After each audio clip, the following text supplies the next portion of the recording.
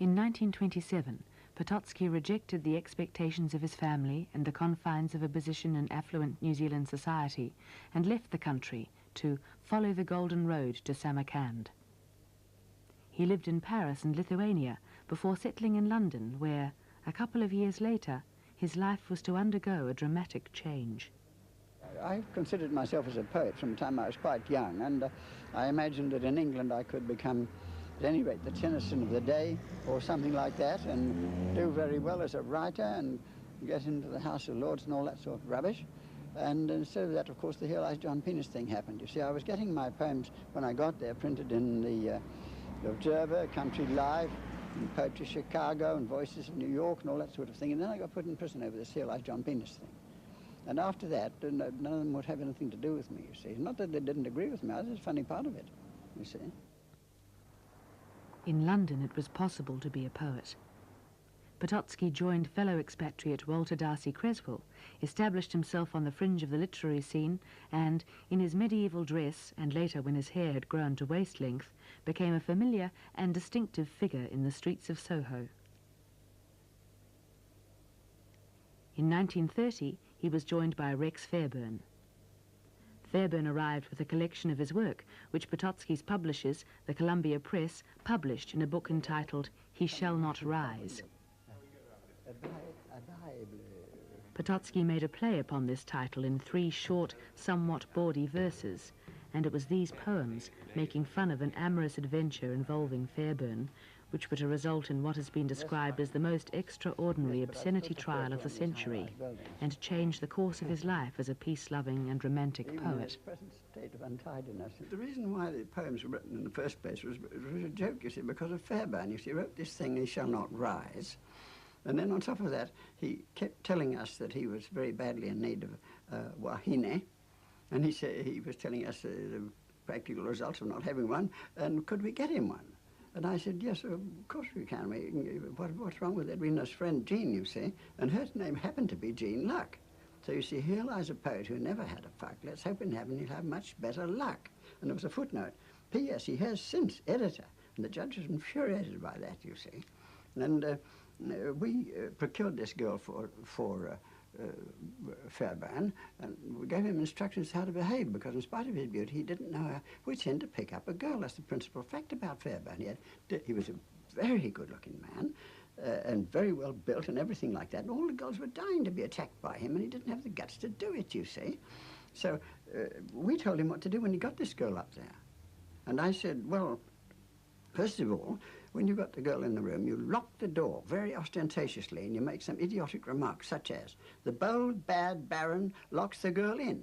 That's the first thing you do. That's so that she can see that the landlady can't walk in on her.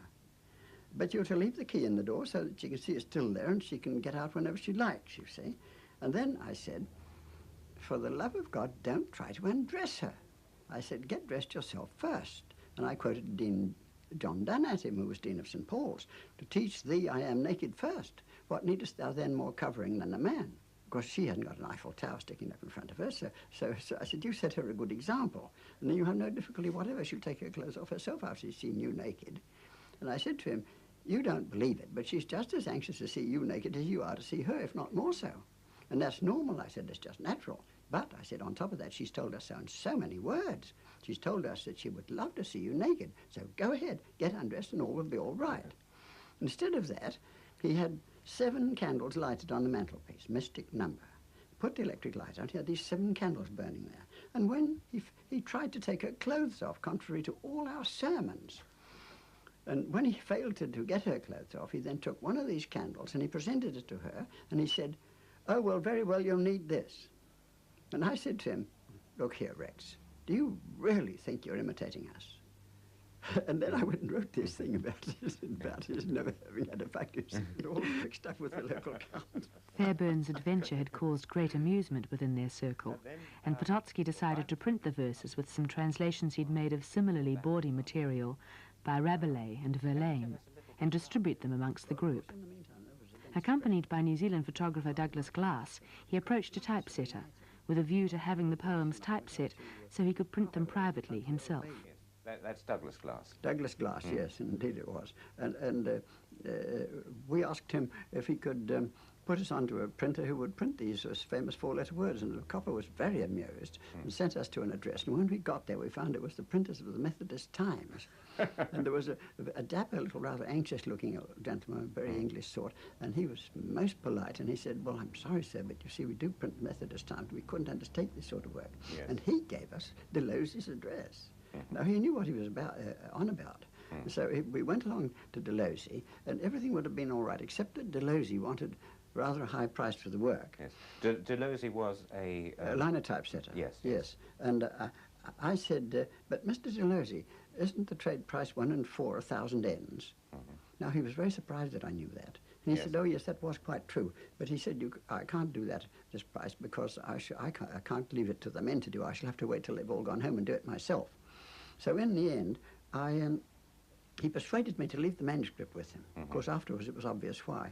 And what happened next? Well, what happened there was that we were arrested a couple of days afterwards, to my great astonishment. What for? On a charge of uttering and publishing an obscene libel entitled Here Lies John Penis. And the joke throughout the literary world all over the globe was, who was libelled? And the answer was Sir John Penis. So this came up initially before the magistrate? Yes, and it was very amusing, and the magistrate was quite well disposed and extremely amused, which he did his level best to conceal. You elected for trial by jury when the case came to High Court. My instructions to C.G.L. Ducan, who was my barrister and was the father of Lord Ducan, the organiser of the Conservative Party, since that date, was, I said, you're to try and get glass cut out of this at all costs, on the grounds that no reasonable jury would convict. Yes. And Mr. Ducan managed that extremely well. But at the higher court, he was intimidated, but when he was before this magistrate, he did the thing perfectly, and of course glass was cut out on the ground that no reasonable jury would convict. And I had to go on that account to the Old Bailey for trial. That's the real reason why it went to the Old Bailey. And the trial was before Sir Ernest Wilde, I think. It was, the Recorder of London. Yes, it was. What sort of man was Wilde? Well, Wilde had got himself a great reputation as the old leg's friend and all that kind of thing, because he was very pally with, repeated offenders and like real proper criminals. Yes. But he was also, as you've doubtless read in Craig's books, he was known as the blackmailer's friend, because when homosexuals were up to complain of being blackmailed, he asked them such searching questions about what they'd in fact been up to that they preferred to go on being blackmailed, whereby Sir Ernest Wilde nullified the law, you see.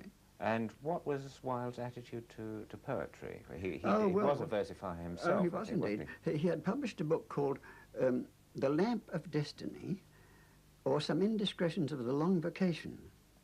And in it he describes himself as the meanest bard that ever twanged on lyre. Was that a true assessment? Well, there are lots of mean bards who twanged on lyre, but he was pretty bad. Yes, yes. When it came to trial, you refused to take the oath. Well, yes, because why would I swear on the Bible when I am not at all convinced that the Bible is the Word of God? Yes. And so what's... well, I insisted, but as I myself was already engaged in worshipping Apollo, the sun god. It doesn't matter what you call him. You can call him Vishnu or Indra or Hela and anything you like. But it's the sun god. And so I demanded to swear by Apollo. And I think the judge was somewhat indignant that I insisted on that, but he allowed it. And how did the judge react to your unusual approach to this? Was his treatment of you in the trial a fair one or biased? Well, I would have said that he bullied the jury in the most unconscionable manner from beginning to end. They wanted to retire, and then he behaved in a manner which, according to English case law, is quite definitely illegal.